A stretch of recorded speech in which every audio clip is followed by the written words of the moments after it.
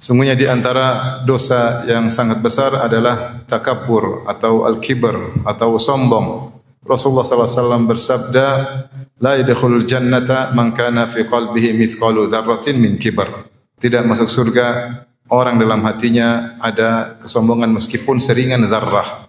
Dan zarrah adalah ungkapan orang Arab dalam bahasa Arab untuk mengungkapkan sesuatu yang sangat ringan. Oleh karenanya ada yang menafsirkan zarrah adalah sebutir debu, ada yang mengatakan sebutir pasir, ada yang mengatakan semut yang sangat kecil, ada yang mengatakan kepala semut, yang menunjukkan ukuran yang sangat ringan. Di sini adalah peringatan keras dari Nabi SAW bahwasanya kesombongan meskipun sangat sedikit bisa menghalangi seorang dari masuk surga. Hal ini karena yang berhak sombong, yang berhak merasa besar, yang berhak dibesarkan, diagungkan hanyalah Allah Subhanahu wa taala. Manusia hanya lemah, dia tidak memiliki apa-apa. Kata Allah dalam hadis qudsi,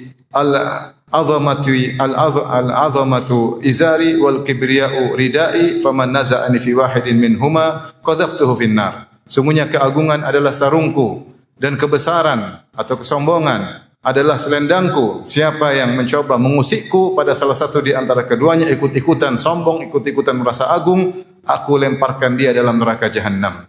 Oleh karenanya neraka Jahannam adalah fabi'sa mathwal mutakabbirin, seburuk-buruk tempat bagi orang-orang yang sombong. Tidaklah iblis membantah Allah, tidak mau sujud kepada Adam kecuali aba wastakbara, dia enggan dan dia sombong. Dia mengatakan ana khairun minhu, aku lebih baik daripada Adam.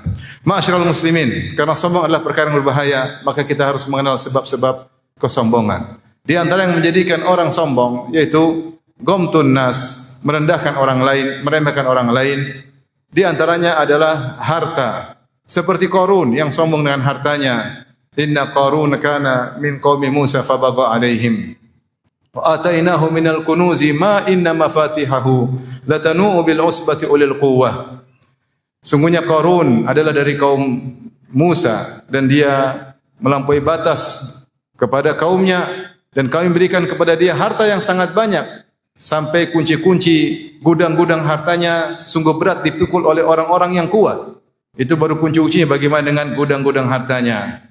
Maka kaumnya menegurnya, la tafrah, jangan kau sombong. Innallaha la yuhibbul farihin. Sungguhnya Allah tidak menyukai orang-orang yang sombong. Maka Allah pun menghukum dia ketika dia di puncak-puncak kesombongan. Kata Allah, fa kharaja ala qaumihi fi zinatih. Maka dia keluar bertemu dengan kaumnya di puncak-puncak perhiasan yang dia miliki, dengan bajunya yang indah, dengan hartanya yang banyak, dengan anak buahnya.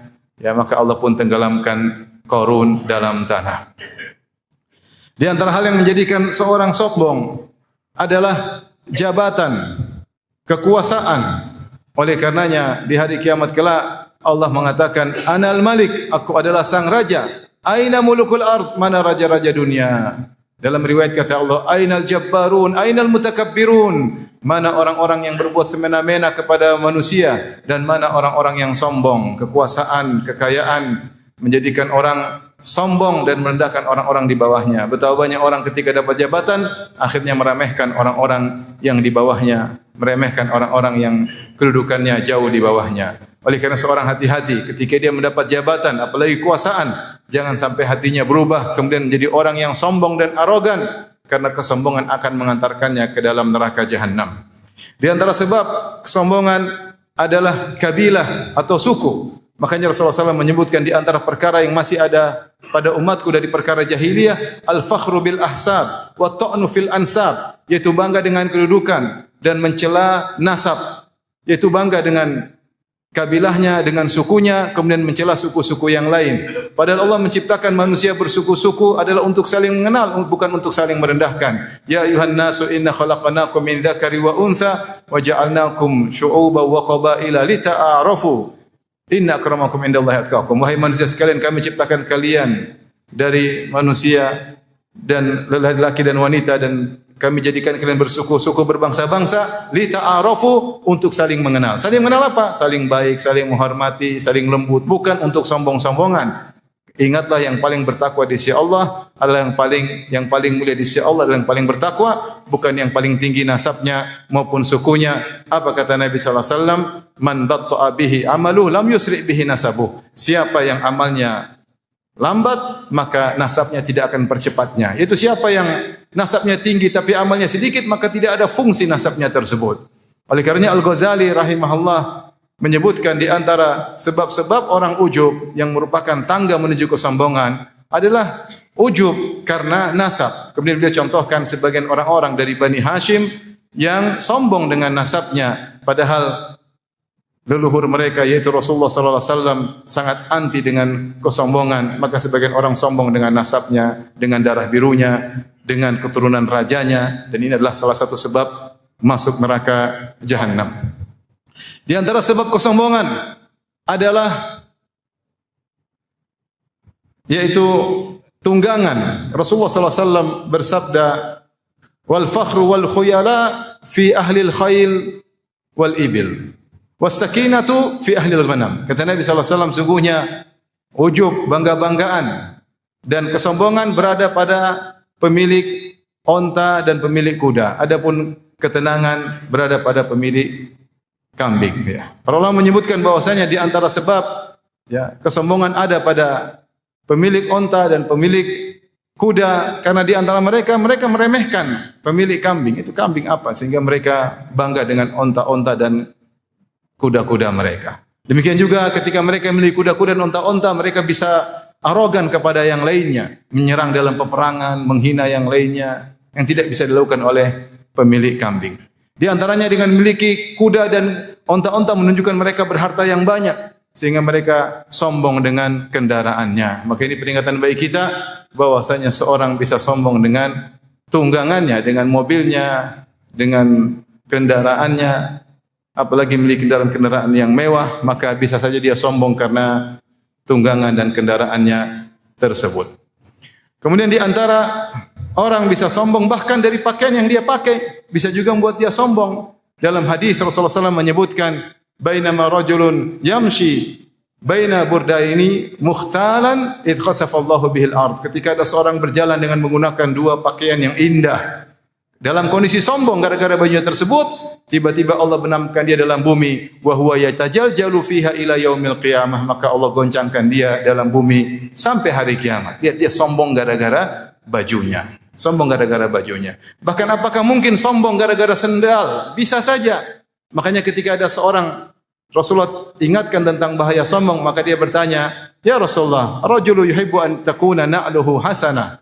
Rasulullah, bagaimana jika seorang suka dengan sendalnya yang indah, kemudian dengan bajunya yang indah? Rasulullah mengatakan, tidak mengapa. Innallaha jamilun yuhibbul jamal. Allah indah, suka dengan keindahan. Yaitu, kalau kau tidak meremehkan orang lain, tidak bangga-banggaan, tidak untuk merendahkan orang lain, maka tidak mengapa. Tapi kalau ternyata sendalmu, bajumu menjadikan kau ujub dan sombong, meremehkan orang lain, maka itulah jalan menuju neraka jahanam.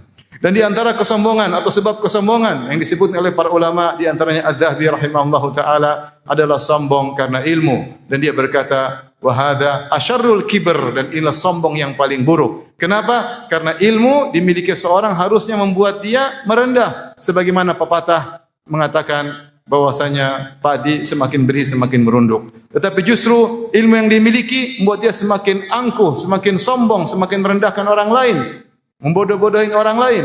Maka ini adalah kesombongan yang paling buruk menurut Al-Imam Az-Zahabi rahimahullahu taala. Semoga Allah menjauhkan kita dari kesombongan. Aqulu qouli hadza astaghfirullah li wa lakum wa lisal muslimin min khati'ah fastaghfiruhu innahu huwal ghafurur rahim. Alhamdulillah ala ihsanih wa syukru lahu ala taufiqihi wa amtinanihi. Asyhadu an la ilaha illallah wahdahu la syarika lahu ta'ziman li sya'nihi wa asyhadu anna Muhammadan abduhu wa rasuluhu da'ila ridwanihi. Allahumma salli alaihi wa ala alihi wa ashabihi wa ikhwani. Ma'asyiral muslimin, oleh karenanya seorang berusaha untuk melawan kesombongan atau melakukan tindakan preventif agar dia tidak terjatuh dalam kesombongan. Karenanya Nabi SAW memuji orang-orang yang seperti ini. Dalam satu hadis kata Nabi SAW, man taraka libasan wa huwa yaqdiru alaihi tawadhu'an lillah da'ahu Allahu yaumal qiyamah ala ru'usil khalaik hatta yukhayyirahu min ayyi hulil imani sya'a an yalbasaha. Kata Nabi SAW, siapa yang meninggalkan pakaian itu pakaian yang mahal, padahal dia mampu untuk membelinya, mampu, cuma dia meninggalkannya tawadhu'an lillah, karena tawadhu karena Allah Subhanahu wa taala. Ya, bagi dia pakaian itu murah, bagi dia duitnya banyak, tapi dia tinggalkan.